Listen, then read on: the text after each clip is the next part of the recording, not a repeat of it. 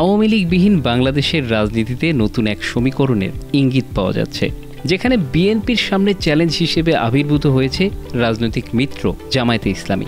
চ্যালেঞ্জের তালিকায় নতুন করে সেখানে বৈষম্য বিরোধী ছাত্র আন্দোলন যুক্ত হয়েছে।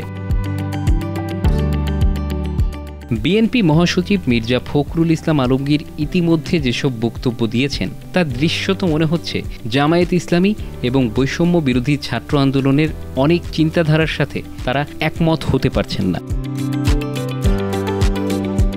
প্রথম বিষয়টি হচ্ছে নির্বাচন। বিএনপি মনে করে অতি দ্রুত কিংবা যৌক্তিক সময়ে নির্বাচন করা উচিত। অন্যদিকে নির্বাচন নিয়ে জামায়াতে ইসলামীর কোনো তাড়াহুড়া লক্ষ্য করা যাচ্ছে না।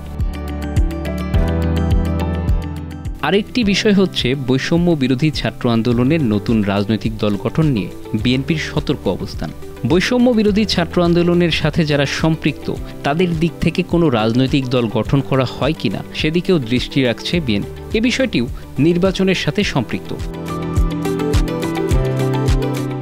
যদিও বৈষম্য বিরোধী ছাত্র আন্দোলনের সমন্বয়করা বলছেন নতুন রাজনৈতিক দল গঠনের কোনো চিন্তা এখনই তাদের নেই। বাংলাদেশের রাজনীতিতে শত্রু মিত্রের চর্চা নতুন কোনো বিষয় নয়। দেশটির রাজনৈতিক ইতিহাস বিশ্লেষণ করলে দেখা যায় রাজনীতির মাঠে একটা সময় যারা পরস্পরের মিত্র হিসেবে পরিচিত ছিল পরবর্তীতে তারাই শত্রু হিসেবে চিহ্নিত হয়েছে। 1975 সালের 7ই নভেম্বর সিপাহী জনতার অভ্যুত্থানের মধ্য দিয়ে জিয়াউর রহমান বন্দিদশা থেকে মুক্ত হয়েছিলেন। এরপর তার ক্ষমতার আসার পথ প্রশস্ত হয়েছিল। সে অভ্যুত্থানের রূপকার ছিল জাসদ নেতা অবসরপ্রাপ্ত কর্নেল আবু তাহের ও জাসদের বিপ্লবী সৈনিক সংস্থা। তখন জাসদ ছিল আওয়ামী লীগ বিরোধী শক্তি, কিন্তু রাজনীতির নতুন পরিক্রমায় জাসদ আওয়ামী লীগের মিত্র হয়েছে এবং বিএনপি শত্রু হয়েছে। বাংলাদেশের বর্তমান রাজনৈতিক প্রেক্ষাপটে আগামী দিনগুলোতে বৈষম্য বিরোধী ছাত্র আন্দোলন এবং জামায়াতে ইসলামী কি বিএনপির জন্য বড় রাজনৈতিক চ্যালেঞ্জ তৈরি করবে? এই প্রশ্ন এখন অনেকের। নির্বাচন নিয়ে বিএনপি এবং জামায়াতে ইসলামীর মধ্যে মতভেদ দেখা যাচ্ছে। বিএনপি নির্বাচনের জন্য একটি রোডম্যাপ চায়, অন্যদিকে জামায়াত সেটি নিয়ে কিছু বলছে না। বিএনপি দাবি করছে নির্বাচন নিয়ে জামায়াতে ইসলামের সাথে মতভেদ নিয়ে তাদের কোনো অস্বস্তি নেই, বিষয়টিকে তারা ভিন্নমত হিসেবে বিবেচনা করছে। বিএনপি নেতারা মনে করেন এই মুহূর্তে নির্বাচন হলে জামায়াত যথেষ্ট ভোট পাবে না, এই চিন্তা থেকে তারা নির্বাচন পেছাতে চাচ্ছেন। তবে নির্বাচন দেরিতে হলেই যে জামায়াতে ইসলামী ভোটের রাজনীতিতে বিএনপির বড় প্রতিপক্ষ হবে সেটি মানছেন না বিএনপি নেতারা। বৈষম্য বিরোধী ছাত্র আন্দোলন বলছে এই মুহূর্তে রাজনৈতিক দল গঠন নিয়ে তাদের কোনো চিন্তা ভাবনা নেই।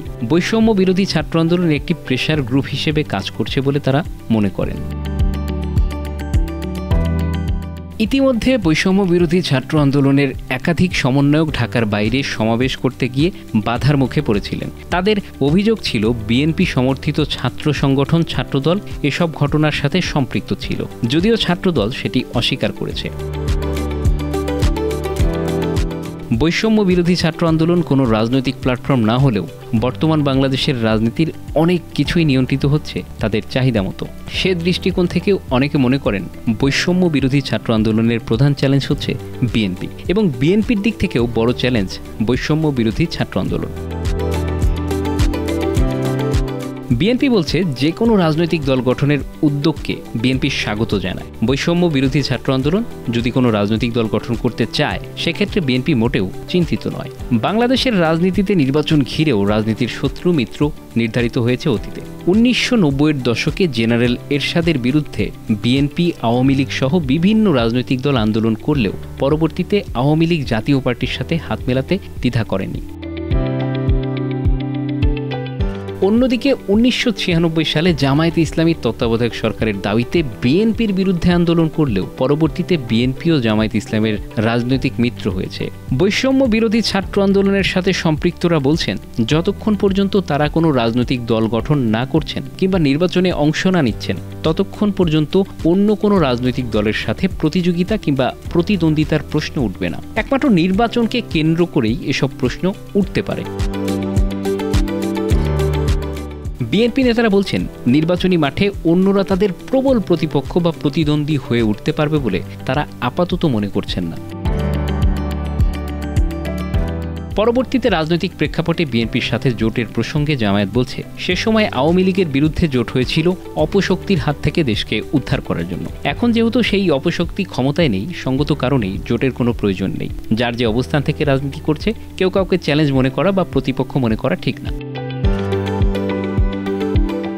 জামায়াতে ইসলামী বিভিন্ন ইসলামপন্থী দল ও সংগঠনের সাথে রাজনৈতিক মোর্চা গঠনের সম্ভাবনা নিয়ে আলোচনা করছে। সেরকম একটি জোট হলে রাজনীতিতে নতুন মেরুকরণ হবে বলে মনে করছেন অনেকেই। Bangla affairs news desk.